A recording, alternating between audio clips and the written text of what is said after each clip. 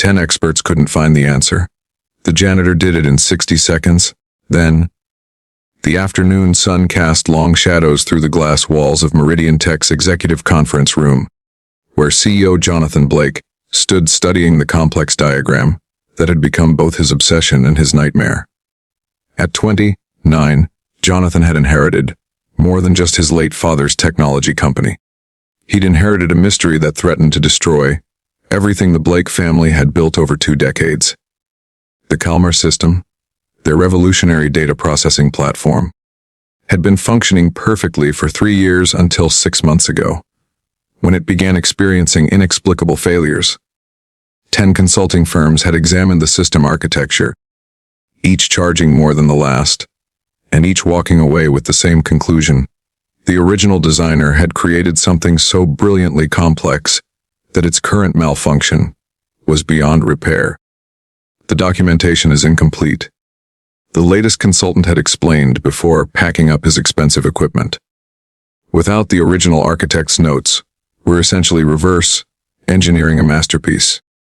It could take years to understand the underlying logic. Jonathan ran his hand through his blonde hair, feeling the weight of responsibility that came with employing 300 families who depended on the Calmer system remaining operational.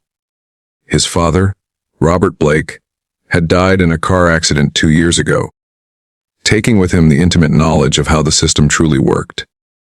The soft sound of the conference room door opening interrupted his brooding. Jonathan turned, expecting to see his assistant with more bad news from their biggest client, but instead found himself looking at someone he'd barely noticed in the months since she'd started working the evening cleaning shift. She appeared to be in her mid-20s, with reddish, blonde hair pulled back, and wearing the standard white custodial uniform. What struck Jonathan was the way she was looking at the system diagram, not with the confusion most people showed when faced with technical drawings, but with a kind of recognition that seemed oddly familiar. "I'm sorry," Jonathan said gently. "We just finished a meeting. You can go ahead and clean." The young woman didn't move toward her cleaning supplies. Instead, she stepped closer to the whiteboard, her blue eyes scanning the complex flowchart with an intensity that made Jonathan pause. "Mr. Blake," she said quietly, her voice carrying a slight tremor, "my name is Charlotte. Charlotte Rose Jensen. And I think I know why your system is failing." Jonathan felt something shift in his chest. "You work in IT?" Charlotte shook her head, still staring at the diagram. "No, sir. I clean offices. But this system..." She paused, her voice growing stronger. "This system was designed by my father." The words hung in the air like a revelation that changed everything. Jonathan stared at this young woman, who had just claimed a connection to the mystery that had been plaguing his company for months. "Your father." Jonathan's voice was barely above a whisper. Charlotte turned to face him, and for the first time, Jonathan could see tears gathering in her eyes. "My father was Dr. Eric Jensen. He worked for your company 5 years ago as a systems architect. He designed the Calmer platform before..." She paused, swallowing hard. "Before your father let him go." Jonathan felt the room spinning slightly. He remembered Eric Jensen now, a brilliant but difficult man who had clashed with company policies about documentation and collaboration. His father had made the painful decision to terminate Jensen despite his obvious talent, citing concerns about the man's secretive work habits and refusal to share his methods with the team. "Charlotte," Jonathan said slowly, "your father was one of the most gifted programmers we'd ever employed. But he left us with systems that no one else could understand or maintain. He left you with a work of art." Charlotte replied, her voice growing passionate. "But he also left you with a fatal flaw, because he was too proud to tell anyone about it." She moved to the whiteboard and pointed to a specific section of the diagram. "Here in the data filtering sequence. Dad always said that every elegant system needed a pressure valve, a way to release stress when the load became too heavy. But he never documented it because he was afraid someone would think it was a weakness in his design."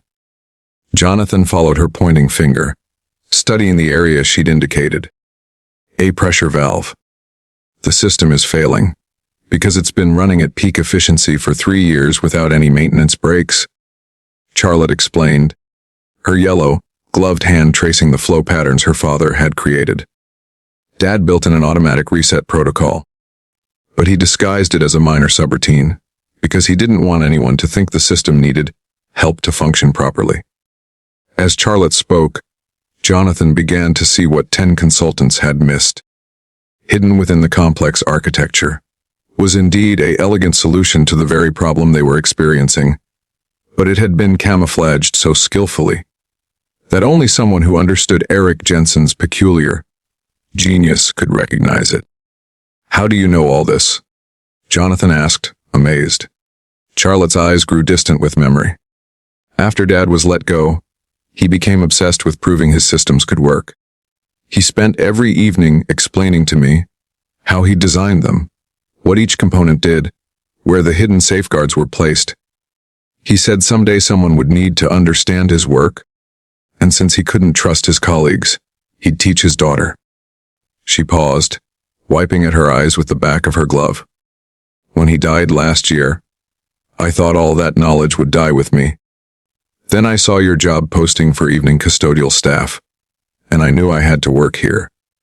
I had to see if his systems were still running, still taking care of people the way he intended." Jonathan felt his heart breaking for this young woman who had taken a job cleaning offices just to stay connected to her father's legacy. "Charlotte, if you knew how to fix the system, why didn't you say something sooner?" Charlotte looked down at her uniform, then back at Jonathan. "Because I'm a janitor, Mr. Blake. Who's going to listen to a janitor about complex system architecture? I've been waiting for months, hoping someone would figure it out, but watching 10 consultants walk away." She straightened her shoulders. "I couldn't watch my father's work die because of his pride." Jonathan reached for his phone, then stopped. "Charlotte Rose Jensen, before I call my technical team, I need to tell you something. Your father was let go not because he wasn't brilliant, but because my father was afraid that the company would become too dependent on someone who wouldn't share his knowledge. It was a business decision that I've come to believe was wrong." Charlotte nodded slowly. "Dad knew that. He told me your father was trying to protect the company. He just wished he'd been brave enough to trust people with his work while he was here. Will you help us implement this fix?" Jonathan asked. Charlotte smiled through her tears. "It'll take about 60 seconds to activate the reset protocol. Dad always said the best solutions were the ones that worked quietly in the background." An hour later, the calmer system was running smoothly again. Its hidden pressure valve finally activated after 3 years of silent stress. But what happened next was what truly shocked everyone at Meridian Tech. Jonathan offered Charlotte a position as senior systems specialist, with a salary that reflected both her unique knowledge and her father's contributions to the company. But more importantly, he announced the creation of the Eric Jensen Memorial Fellowship, designed to ensure that brilliant minds would never again be lost due to pride or miscommunication. "My father made a mistake," Jonathan told his assembled staff. "He let fear of dependency override the value of genius. I won't make that same mistake. Charlotte has shown us that wisdom often comes from unexpected places, and that the most important knowledge sometimes lives not in documentation, but in the hearts of people who understand why something was built with love." Charlotte kept her yellow cleaning gloves in her desk drawer, not as a reminder of humble beginnings, but as a symbol of her father's belief that every job, no matter how it appeared to others, was an opportunity to take care of people and their dreams. Sometimes the most valuable inheritance isn't money or property, but knowledge passed from a loving parent to a child who understands that true wealth lies in using your gifts to help others. And sometimes the most important business decision a CEO can make is recognizing that genius doesn't always come with credentials. Sometimes it comes with cleaning gloves and a daughter's love for her father's unfinished work. In a world that often mistakes titles for talent, Charlotte Rose Jensen had reminded everyone at Meridian Tech that the most profound solutions often come from those who understand not just how something works, but why someone cared enough to build it in the first place.